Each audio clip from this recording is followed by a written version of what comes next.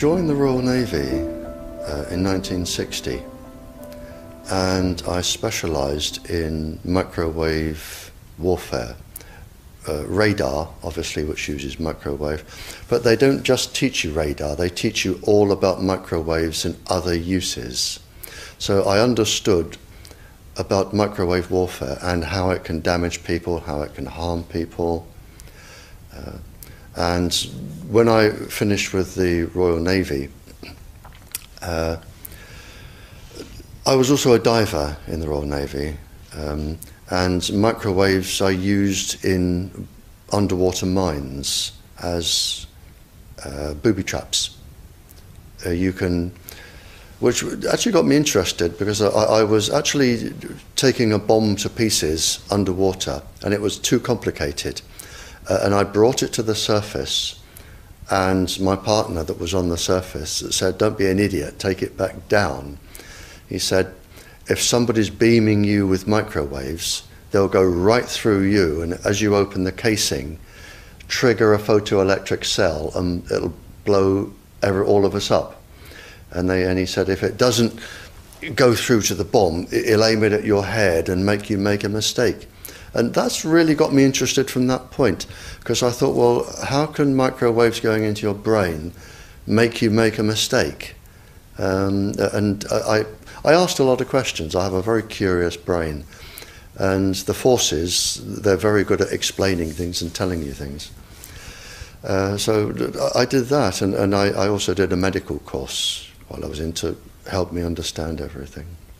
And when I left, a small part of my job was to question captured agents, spies, terrorists, because microwaves then were used as weapons, as they are today.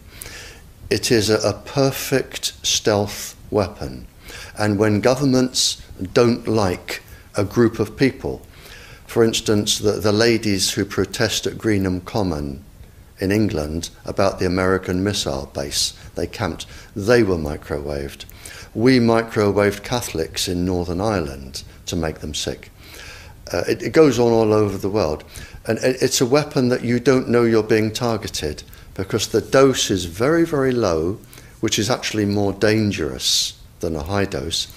It's very, very low, and it may take a year or two, but you can cause neurological damage and cancers with low-level microwaves, and you can make all your opponents sick. It's a perfect weapon for a government to use. So that was going on, and I gathered all the information about that from people who were captured from other countries to find out what technologies they had, what pulse frequencies they used. But as I stressed, it was only a small part of my work, but because I was highly trained in it and I was useful, it just became a part of my working structure, along with master criminals and terrorists and all sorts of people that I found incredibly interesting, actually, to talk to. Very, very interesting. And then when I left there, I took a job teaching, and I taught advanced level physics, and I specialised in nuclear and atomic radiation, and again microwaves. And I've just always been in microwaves. And then it was a doctor. I went to see a doctor once, as most teachers do, with a sore throat. And he said, as most doctors do, it's viral, there's nothing I can do for you. And I was leaving, and he said, "Hang on, Barrie," he said, "you're a physicist." And I said, "Yeah." And he said, "Can you explain something?" He said, "I went to a house that had a cot death 5 years ago. And the family moved, and a new family moved in, they had a new baby. The cot was in exactly the same place, and there was another cot death." And he said, 5 years apart. And he said, "There's a transmitter the other side of the child's bedroom wall. Could the transmitter cause the cot death?" And I said, "I don't know." I said, "But I'll look into it." And then I found that microwaves were involved, and I knew what microwaves did. And a while later, I went back to the doctor, I wrote a paper on it, and I said, there's your answer. Microwaves can cause cot death by 2 or 3 different mechanisms. There's your answer.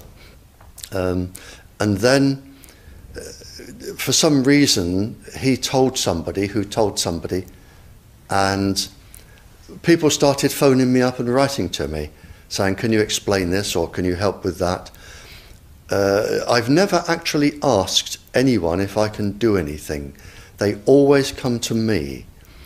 And then the police came to me and said, we're getting this new tetra airwave system, we don't understand what's happening. Can you read all this scientific rubbish and just put it into Janet and John and tell us? And I said, of course I can. So that was published, and since then it's snowballed and snowballed and snowballed, and now I receive up to 1,000 communiques a week from various countries, various people, and I can't handle it. So, and I'm here now because somebody asked me to come here. Wi-Fi, I think anyone who puts Wi-Fi into a school should be locked up for the rest of their life. I really do. I think they're not fit to walk on the surface of this planet because they haven't looked at the research, and whatever incentive they have, it is not worth the genetic problems that parents are going to face with their children when they're born. And if you think of a single parent, a mother, who has a genetically deformed child, that particular mother will feel guilty because she gave birth. She will feel guilty and she will be worried every single second of every single day for her life. She will worry that the child won't marry. If the child can marry, she'll worry that the children will carry the disease, which they will. She will worry when she dies who will take care of them. So you are condemning both the family and the children to a lifetime of absolute hell. And this is already published. It is available to look up. It's what I call intentional ignorance. They are offered some sort of incentive and they think, oh, this is going to be good, we'll have it. Now the problem is, imagine you are a 15-year-old schoolgirl. All of the 400,000 eggs in your ovaries were with you at birth. They're not fully developed, but they're with you. They are 10 times more susceptible to radiation than all of the other DNA in the body. And scientists don't realize that. They don't read all of the papers as I do. So you have this highly susceptible genetic material which is going to make your children. And you are irradiating it because Wi-Fi's, they are transmitters as well as the routers, as well as the ones either side of you. They are all transmitting at this height through your ovaries. So you are risking the damage, the DNA damage of your child every time you sit down and you use Wi-Fi. And it's like saying, if I smoke a cigarette, which one will cause the damage? The answer is I don't know. It could be the one today. So you now have a child that has a probability of being genetically damaged. But the real damage is when that child grows up. You have genetic material in your ovaries which could be damaged. Now, the real problem comes, so you have a child that could be born genetically damaged, but the real problem comes when you become pregnant. If you are a teacher or a mature student and you become pregnant.